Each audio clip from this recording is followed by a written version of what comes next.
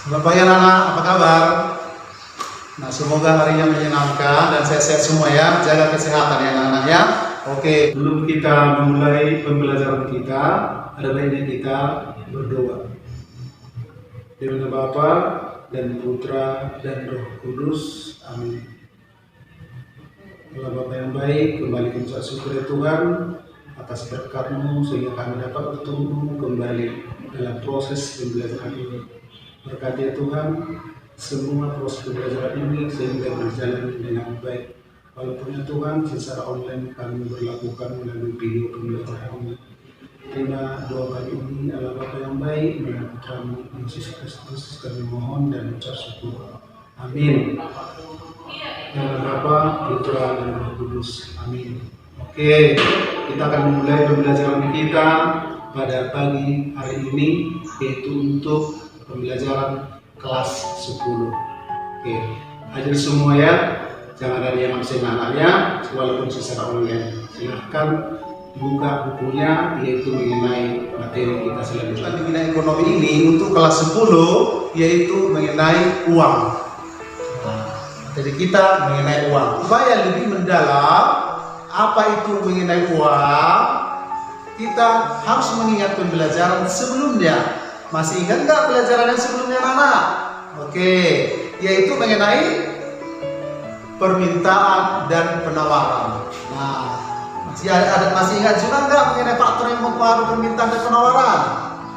Saya rasa dan yakin pasti kalian ingat ya. Oke, boleh kita ulangi sekilas supaya lebih mantap lagi.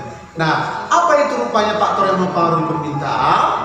Kita ambil satu contoh, selera. Nah, selera, karena seleranya seseorang itu atau kita, maka kita mau membeli.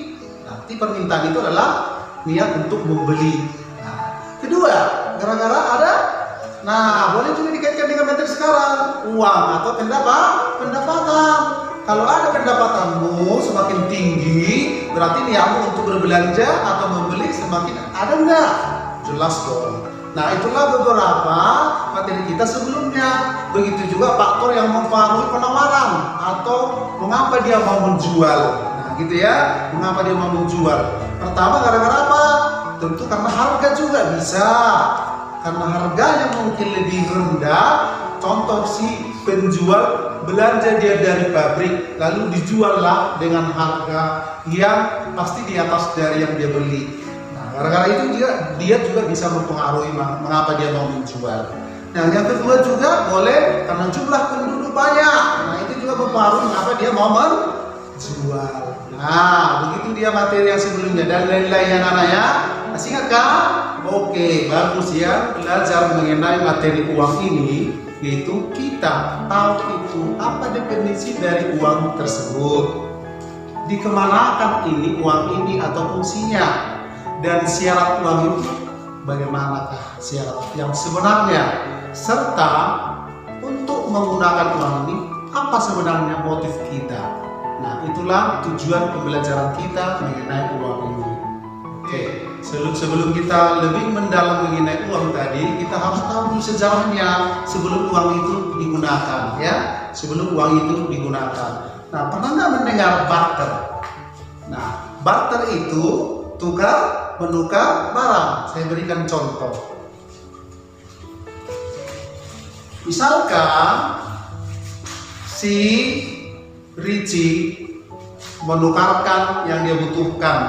Nah, misalkan ya, saya butuh buku, dia butuh batu bata.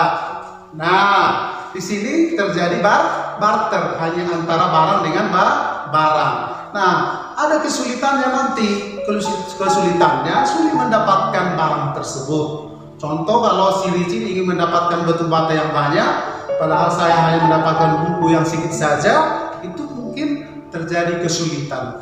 Nah, gara-gara kesulitanlah maka barter ditinggalkan sehingga muncullah uang. Nah, begitu dia ya, muncullah uang. Bagus, itulah sejarah mengenai uang yang dulunya memakai barter zaman dulu. Terima kasih ya. Untuk mempersingkat waktu, pembelajaran kita pada pagi hari ini yaitu mengenai apa tadi? Uang.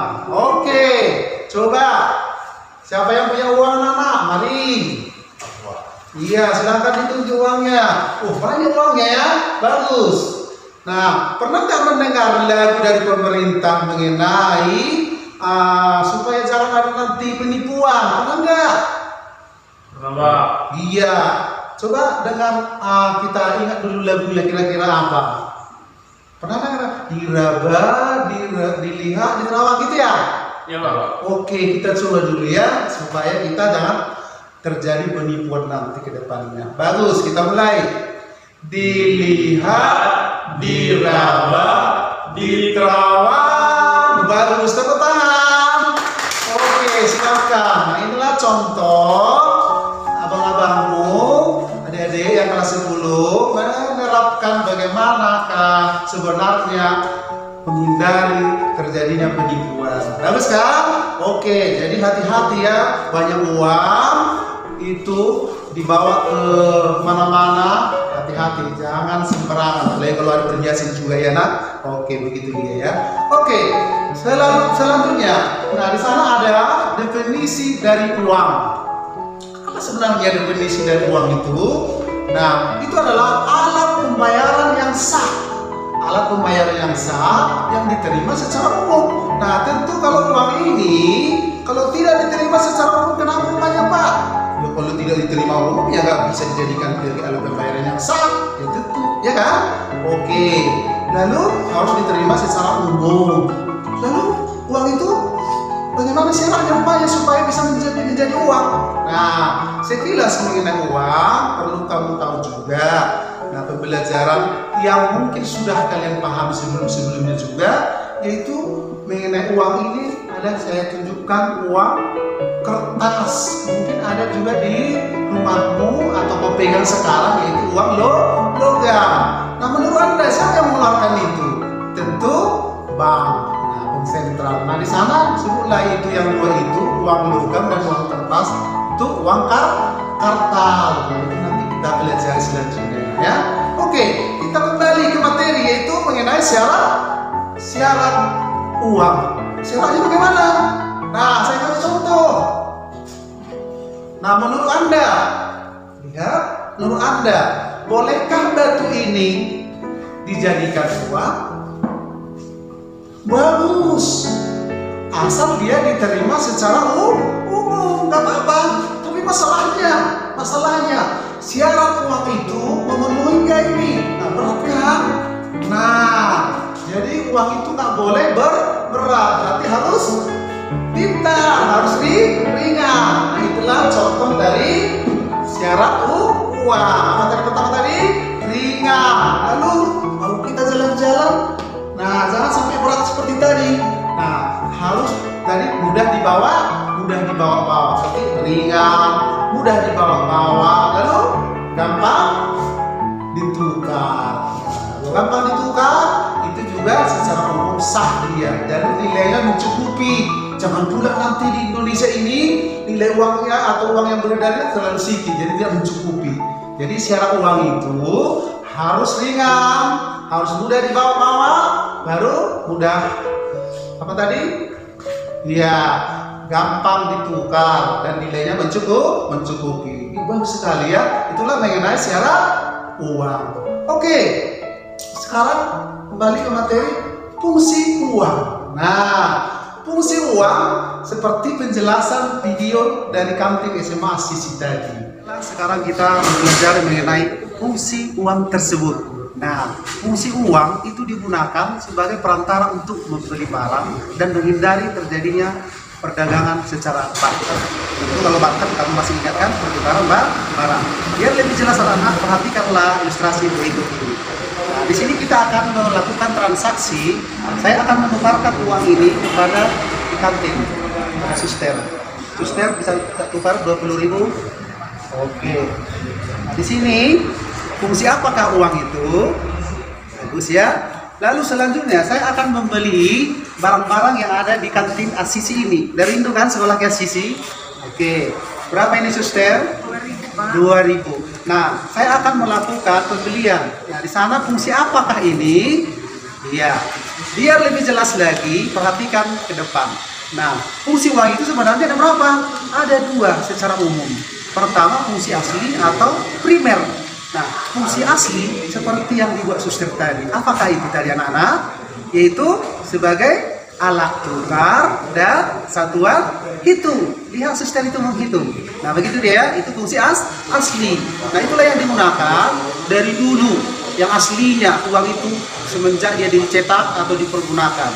Semakin maju zaman, semakin modern negara, maka fungsi uang itu tambah lagi. Maka tadi dua fungsinya tadi kan anak-anak, yaitu fungsi sekunder. Saya ulangi ya, fungsi sekunder atau fungsi turunan. Apa itu? Nah, jika suster ini lihat barang-barang banyak di sini.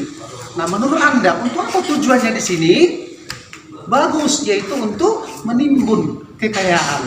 Menimbun kekayaan supaya banyak hartanya. Begitu dia ya.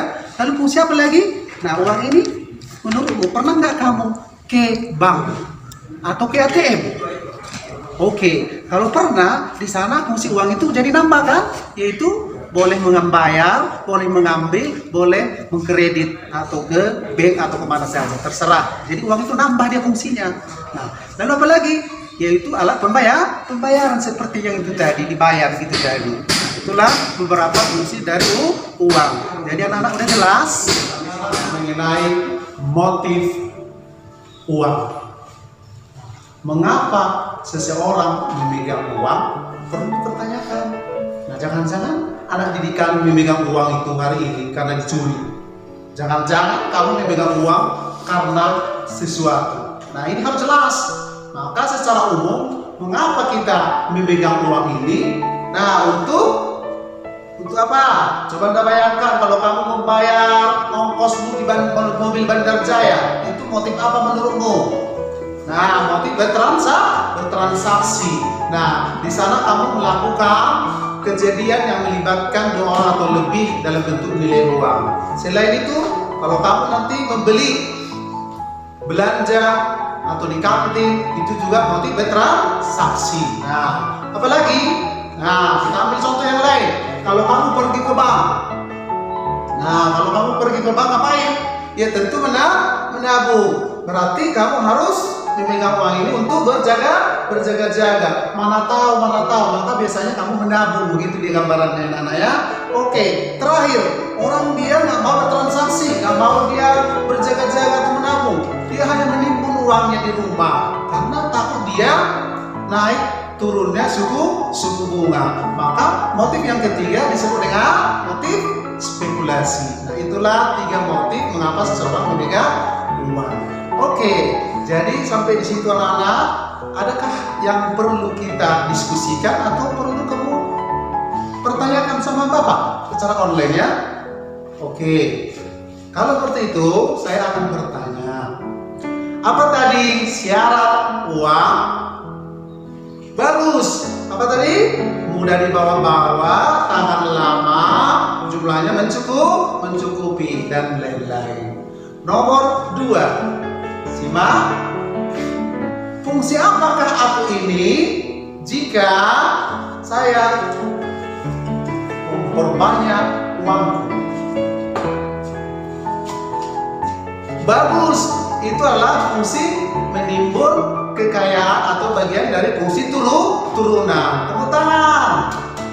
Oke anak-anak, maka kesimpulan kita untuk pembelajaran mengenai uang ini yaitu kita harus mengerti penggunaan dari uang tersebut, apa fungsinya, digunakan untuk apa, lalu lihat keadaan ekonomi orang tua kita, pergunakanlah dengan baik uang Anda.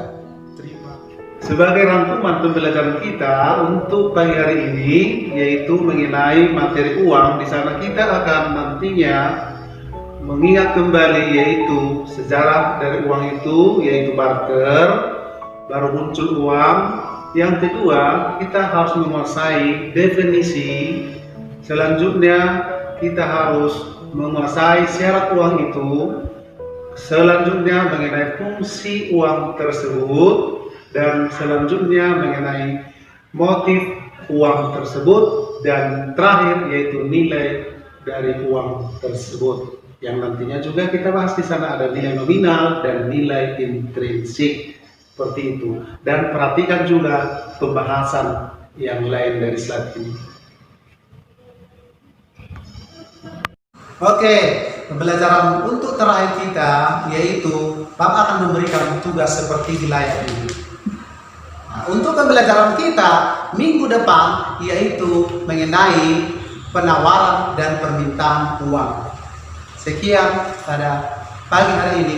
Saya ucapkan terima kasih banyak.